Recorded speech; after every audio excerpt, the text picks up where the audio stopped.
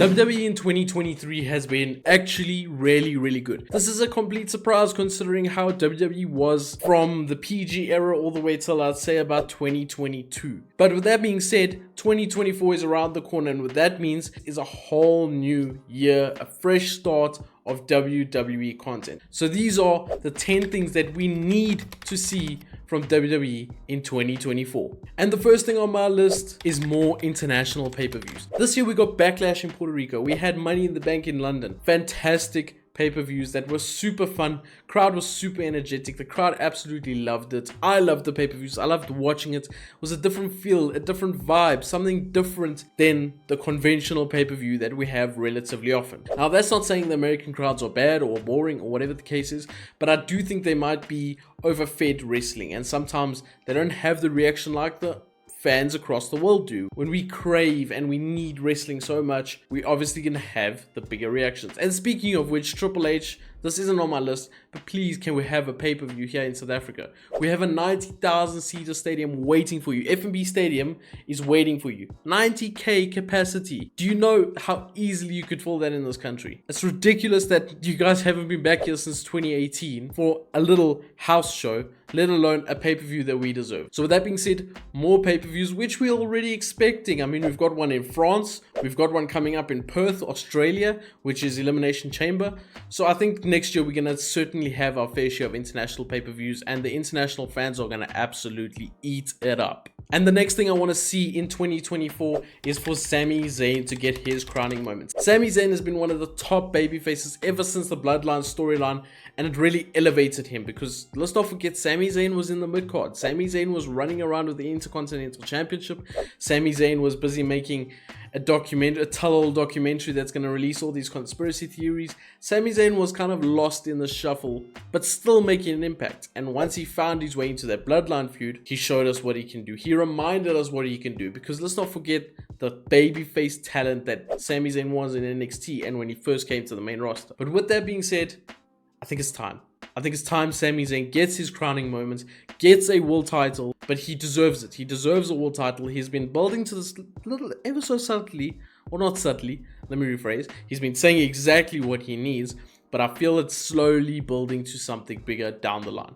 And who knows, maybe a Sami Zayn Royal Rumble win. That could be something really interesting. That is something to keep in mind. Sami Zayn needs his crowning moment. Next up, I have another wrestler-based thing that I need to happen in 2024, and that is for Gunther to finally enter the main event scene.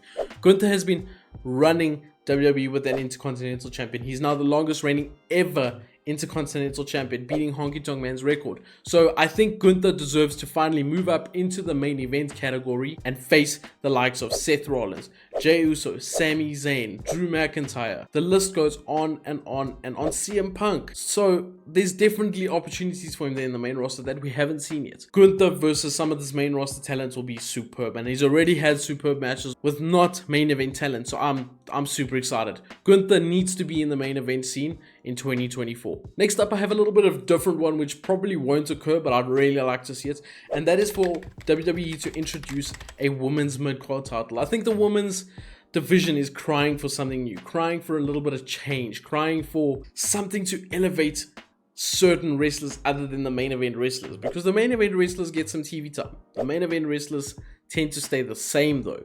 That is the problem, unless they are super standout talent like Bianca Belair, like Rhea Ripley.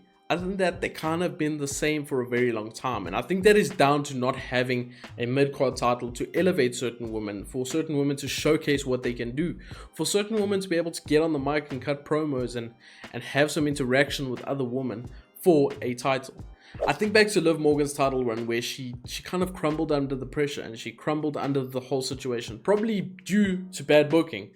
But I think if she had a bit of practice, if she had a bit of time with a mid-card title, it would have been so much easier for her. And I mean, think about the people. Obviously, I mentioned Liv Morgan. We got Natalya. We got Zoe Stark. We got Shayna Baszler even. We got Candice LeRae, Indy Hartwell, Mia Yim. So much talent in that women's division, but just not getting used. Not getting used to their full potential. And I think a mid-card title will really, really help that. And next up, I've got two things that need to happen in 2024, but they will tie into each other. So let's start with the first one. The first one is to have consistency throughout the weekly shows. Now, if we're being real, since the Triple H era, there has been a lot more consistency with the shows. There's definitely an element of consistency from week to week that we didn't have when Vince McMahon was running the ship.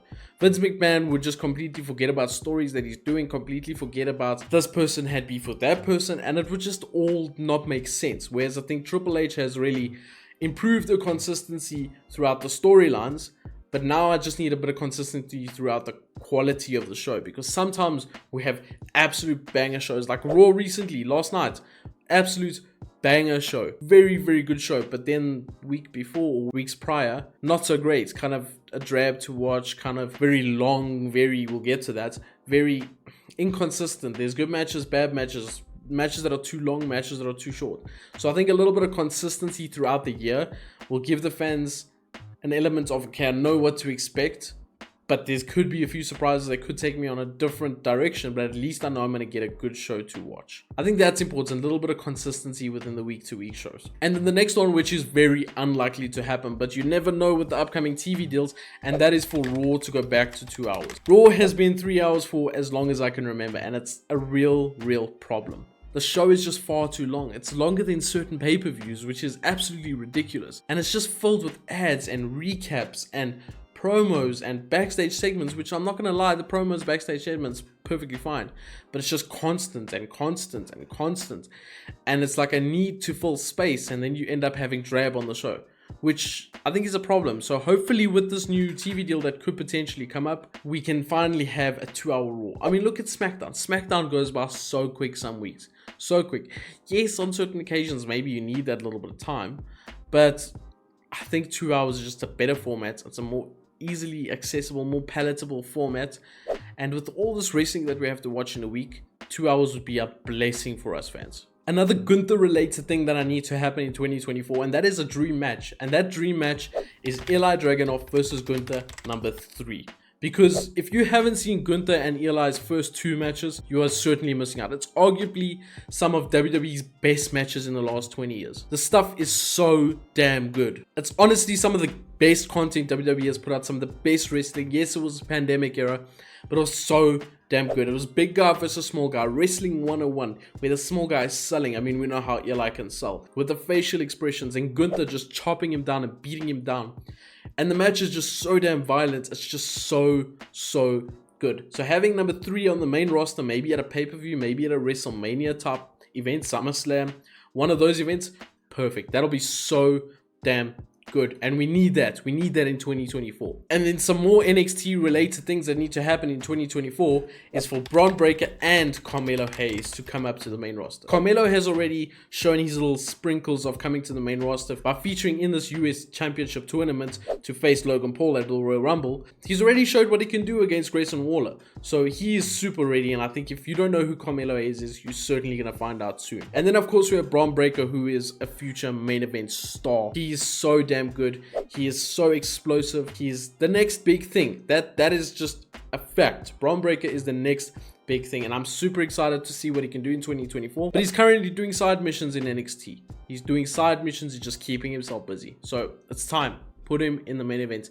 In fact, get him in that Royal Rumble. And then the second last thing that we need from WWE in 2024 is to restore the tag team division. The tag team division has been suffering ever since arguably the Usos had it at the end of their run, and then KO and Sami got it, and then the Judgment Day got it, and then Cody and Jay got it, and then the Judgment Day got it again.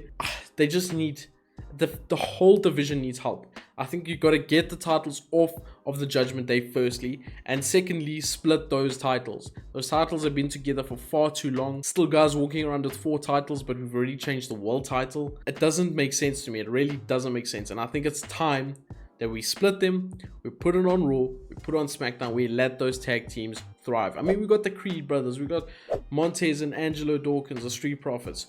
We've got Angel Garza and Humberto now. We've got Pretty Deadly. We've got Alpha Academy. We've got the Viking Raiders when they fit. There's so many good tag teams that deserve a spot, and they're just not getting it because the Judgment Day are holding it hostage. So, restore the tag team division, because tag team wrestling is such an art form, which I think WWE often look past. And then lastly, the number one thing which I need to happen in 2024, which I want to happen in 2024, is for Cody to finish the goddamn story. Finish the story. That's all we're hearing week to week. Finish the story. Finish the story. It's like rolling in my head. Finish the story. Finish the story. I go to bed at night. I hear finish the story. Because that's all it's about. Finishing the story. Can't tell how many times I said that there. But anyway, I think Cody needs to get that title off Roman, end the bloodline, let Roman go on his hiatus for a while, and Cody finally achieve the dream, the goal that his father was never able to do. And let Cody become the true face of WWE. Because right now, he's obviously the hottest babyface in wrestling. Let him hold the main title in WWE and let him have the run of his life. Because I think Cody can really do it. I mean, how long ago did Cody hold a world title? The NWA World Heavyweight Championship. We need a proper Cody World Heavyweight Championship run. And I think that we are going to get in 2024. Anyways, guys, that is what I need and we need from WWE in 2024. Let me know what else I forgot, because there's so many things that could happen in 2024. So many things that wrestling fans cry out for. And I could potentially do a part 2 of this. So let me know down below what else we need in 2024. And I could potentially do an AEW version. So also let me know, if you watch AEW, down below what you want in 2024 from them. Anyways, guys, take care. Subscribe down below. We're on the road to 2,000 subscribers. Thank you guys for watching so much. If you guys are still around, comment down below your favorite wrestler of the year so far. And yeah, we'll see you guys next time. Take care and peace.